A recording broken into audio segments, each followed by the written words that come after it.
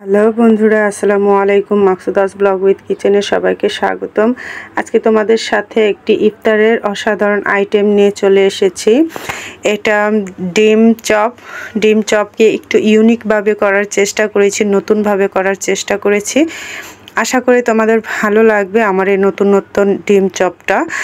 আমি কিভাবে করেছি তোমাদের সাথে শেয়ার করব, আশা করি ভালো লাগবে। তোমরা সম্পূর্ণ ভিডিওটা দেখো স্কিপ না করে, আশা করি তোমাদের উপকার হবে। আর যদি ভালো লেগে থাকে অবশ্যই একটা লাইক শেয়ার কমেন্ট নিশ্চয়ই করে যাবে বন্ধুরা সর্বপ্রথমে আমি 2টা ডিম সিদ্ধ করে এভাবে 4 টুকরো করে 8 টুকরো করে নিয়েছি। 2টা ডিমের আজকে ডিম চপ তৈরি করব।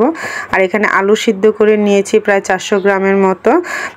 ডিম চপে অনেকটা আলুর প্রয়োজন হয়, তো এখান থেকে আমি আবার অল্প কিছু আলুর চপও তৈরি করব, সেজন্য একটু বেশি নিয়েছি। তো প্রথমে আমি আলুগুলোকে ম্যাশ করে নিয়েছি একদম যেন একটু দানা না থাকে।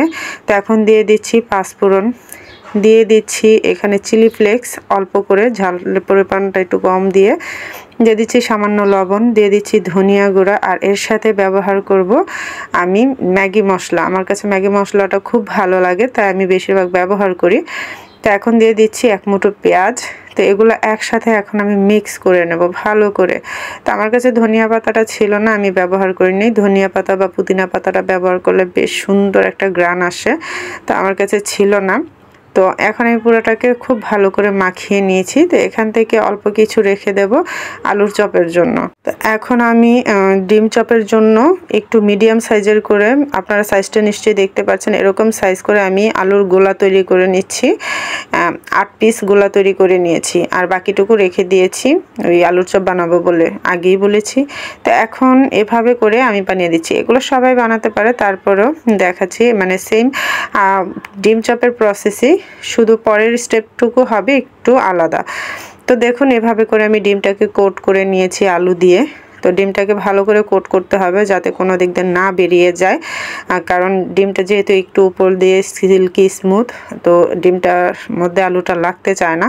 তো এরকম করে সুন্দর করে একদম চেপে চেপে লম্বালম্বি করে আমি রেখে দিয়েছি। এটা যার যার মতো করে শেপ দিতে পারেন। তো আমি একইভাবে সবগুলাকে এরকম কোট করে নিয়েছি আলুর ভর্তাটা দিয়ে ডিমগুলাকে। তো এখানে আমি 8 পিস করেছি যেহেতু 2টা ডিম। তো এখন আমি কিছু ময়দা নিয়েছি, এখানে ছোট কাপের 1 কাপ ময়দা, এর মধ্যে লবণ দিয়েছি, কিছু মরিচ গুঁড়া দিয়েছি, এখানে ধনিয়া গুঁড়া দিয়েছি, আর বাকি ম্যাগি মশলাটুক যে ছিল ওটুকু আমি দিয়ে দিয়েছি। এখন এগুলোকে একটু মিক্স করে নেব। এই মিশ্রণটা তৈরি করছি ডিমের জন্য। তো দেখুন এটাকে আমি কি করি, তো এটাই একটু ইউনিক স্টাইলে করেছি, যে সাধারণত ডিম চপটা একটু অন্যরকম হয়।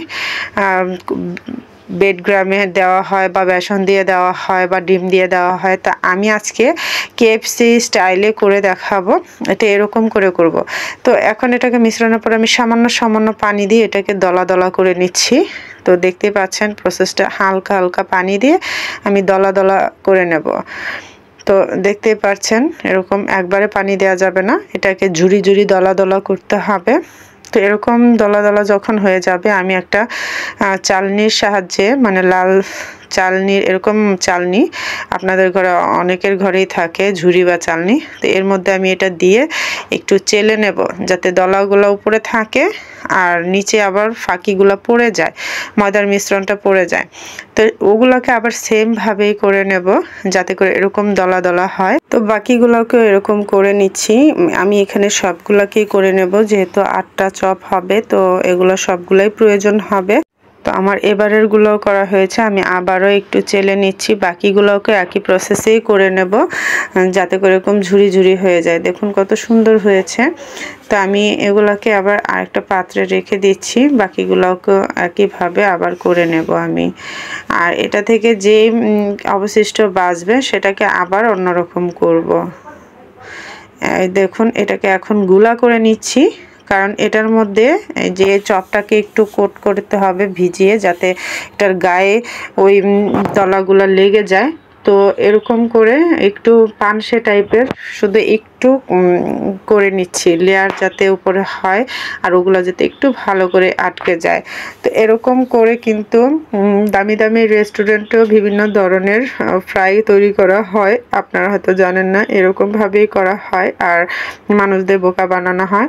সেটা কোনো অন্য ধরনের কিছুই না, এরকম ময়দাকে বিভিন্ন ধরনের মশলা দিয়ে এরকম করে কেএফসি টাইপের অনেক কিছুই করা হয়।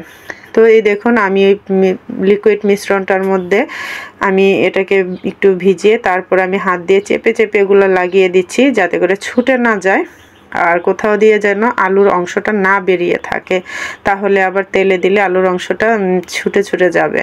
তো এভাবে করে দেখুন একটা তৈরি করে নিলাম, আবারও আর একটা দেখাচ্ছি। তো এই দেখুন এখন এই জায়গার মধ্যে আরেকটা ভিজিয়ে আবার দিয়ে দিলাম। এরকম করে আস্তে আস্তে সবগুলাকে আমি করে নেব, এরকম উল্টে পাল্টে গড়িয়ে গড়িয়ে যাতে কোনো দিক দিয়ে আলুটা না বের হয়ে যায়। আপনারা খেয়াল রাখবেন যাতে আলুটা না বেরিয়ে যায়। তো সেই লিকুইডটা আপনারা চাইলে ডিমও ব্যবহার করতে পারেন, একটা ডিম ভেঙে ব্যবহার করতে পারেন। তো আমি ডিম ব্যবহার করিনি, আমি এখানের যে মিশ্রণটা বের হয়েছে অতটুকুই আমি পানি দিয়ে লিকুইড বানিয়ে নিয়েছি, এতে করে মশলাটাও ওয়েস্ট হবে না। তো দেখুন এভাবে করে আমি আরও করে নিচ্ছি, চেপে চেপে একে করে সবগুলোকে তৈরি করে নেব। আশা করি আপনাদের বুঝতে নিশ্চয়ই কষ্ট হচ্ছে না, একটু সাবধানের সাথে এটাকে ঘুরিয়ে পেঁচিয়ে লাগিয়ে নিতে হবে। তো এভাবে করে আমার সবগুলা আমি করে নিয়েছি। তো দেখুন এরকম করে আমি কোট করে নিয়েছি। তো এটাকে এখন ভাজতে চলে যাব। তো দেখতে কতটা সুন্দর লাগছে। আর আগে আমি এটার মধ্যে আলুর চপ পেঁয়াজও ভেজেছি, তাই তেলটা এরকম দেখা যাচ্ছে। তো এটার মধ্যে এখন আমি ভাজতে দিয়ে দিলাম। তো আমি 4টা করে ভাজবো, বেশি দেয়া যাবে না, নাড়তে কষ্ট হবে। তো আপনারা সাবধানে দেবেন, তেলটা অতিরিক্ত গরমও যেন না হয় আর একদম হালকাও যেন না হয়, মিডিয়াম তাপে এটাকে দেবেন। দেওয়ার পর একটু হালকা কমিয়ে দেবেন, কারণ এটাকে উপর দিয়ে ক্রিস্পি হতে হবে, ভিতরটা যেমন আলু যেমন থাকে নরম তেমনই থাকবে। এই ডিম চপটা খুব সুস্বাদু এবং মজাদার। আপনারা এই রমজানে একবার হলো ট্রাই করতে পারেন, নতুনত্ব খাবার সবার কাছেই ভালো লাগে। একবার হলো এইভাবে ডিম চপ বানিয়ে আপনার ফ্যামিলির সবাইকে চমকে দিতে পারেন, সারপ্রাইজ দিতে পারেন। তো ডিম চপ সবাই খেয়েছে এরকমভাবে নিশ্চয়ই খায়নি, তো আপনারা ট্রাই করতে পারেন। তো নিচের অংশটা হয় নাই, অপর অংশটা হয়েছে, আপনারা দেখতে পাচ্ছেন। এটাকে আমি প্রায় ভাজা হয়ে যাচ্ছে, তো নিচের অংশটা এরকম কালার আসলে, সেম কালার আসলে আমি উঠিয়ে নেব। তো এখন দেখুন কালার হয়ে গেছে, এটাকে এখন নামিয়ে নেব আমি একটু। তো আপনারা চাইলে কিচেন টিস্যুর মধ্যে বা কিচেন পেপারের মধ্যে রাখতে পারেন। তা আমি এমনিতেই রেখেছি, তাড়াহুড়ার মধ্যে খেয়াল ছিল না। তো দেখুন এগুলো সবগুলো হয়ে গেছে, আমি নামিয়ে নিচ্ছি। তো দেখুন কালারটা দেখতে কত সুন্দর হয়েছে আর কি সুন্দর লাগছে। তো এখন আমি বাদ বাকিগুলো দিয়ে দিব, বাকি যে 4টা আছে সাবধানের সাথে দিয়ে দিচ্ছি যাতে করে হাতে না লেগে যায়, কারণ গরম তেল হাতে লাগলে তো একদম পুড়ে যাবে। আপনারা দেওয়ার সময় সাবধানে দেবেন।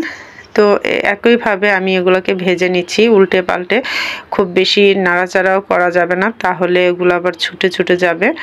তো এটাকে সাবধানের সাথে করে নিচ্ছি, আশা করি আপনারা দেখে বুঝতে পারছেন। তো দেখুন কতটা সুন্দর লাগছে দেখতে, আমার ঘরেতে এটা খুব বেশি পছন্দ করেছে। তো একই রকম ডিম চপ সবাই খাই, একটু নতুন স্টাইলে করে দিলাম। আপনাদের কেমন লেগেছে নিশ্চয়ই আপনাদের গুরুত্বপূর্ণ মতামত কমেন্ট বক্সে জানাবেন। আর একটা লাইক দিতে যারা ভুলে গেছেন, এতক্ষণ ধরে দেখছেন ধৈর্য ধরে, তারা একটা লাইক করে দিন প্লিজ। আর যদি ভিডিও ভালো লাগে, নতুন যারা আছেন তারা চাইলে আমার চ্যানেলের পাশে থাকতে পারেন, আমাকে বন্ধু করে পাশে থাকতে পারেন। তো দেখুন আমি সবগুলোই ভাজাভাজি করে নিয়েছি, দেখুন কত সুন্দর লাগছে। আমার তো দেখে ভীষণ লোভ লাগছিল যে এত সুন্দর আইটেম আমি নিজে বানিয়েছি। তো বন্ধুরা দেখো আমার কথা বলতে বলতে এগুলো সব রেডি হয়ে গেছে, আর এটাকে একটু সসের সাথে পরিবেশন করেছি, যেহেতু এইসব সসের সাথে খেতেই ভালো লাগে। তো আমার এই করতে করতে তো আজানই দিয়ে দিয়েছিল, তো আমার তো তর হয়েছিল না আমি কখন খাবো এটা। বাচ্চারা সবাই খাওয়ার জন্য ওদের আগ্রহ ছিল, তো ভিডিওর জন্য সবাইকে সাথে সাথে দেইনি, একটু ভিডিও করার পর তারপর সবাইকে খেতে দিয়েছি। সবাই তো খেয়ে খুব খুব প্রশংসা করেছে, আর এটা আমার কাছেও বেশ ভালো লেগেছে। আপনাদের কাছে কিরকম লেগেছে নিশ্চয়ই জানাবেন। আপনাদের ভালোবাসায় আমার পরিবারটা আজ এত দূর এসেছে। আপনাদের এতজনের ভালোবাসা পেয়ে আমি তো অনেক খুশি। তো আপনাদের যদি নতুনত্ব কিছু দিতে পারি সেটা আমার অনেক খুশি লাগবে, ভালো লাগবে। যদি আমার কোনো ভুল ত্রুটি থাকে আপনারা ক্ষমা দৃষ্টিতে দেখবেন। আর আপনাদের ভালোবাসা দিয়ে আমার পাশে থাকার জন্য অনুরোধ রইল। আশা করি আপনারা আপনাদের মূল্যবান ভালোবাসাটুকু দিয়ে আমাদের পাশে থাকবেন। তো প্রিয় বন্ধুরা, আজকের মতো ভিডিওটা এই পর্যন্তই ছিল। আবারও কোনো নতুন ভিডিও নিয়ে আপনাদের মাঝে আবারও হাজির হব। ততক্ষণ পর্যন্ত আপনারা ভালো থাকবেন, সুস্থ থাকবেন। মাহে রমজানে সবাইকে হেল্প করবেন, পাশে থাকবেন। আল্লাহ হাফেজ, আসসালামু আলাইকুম।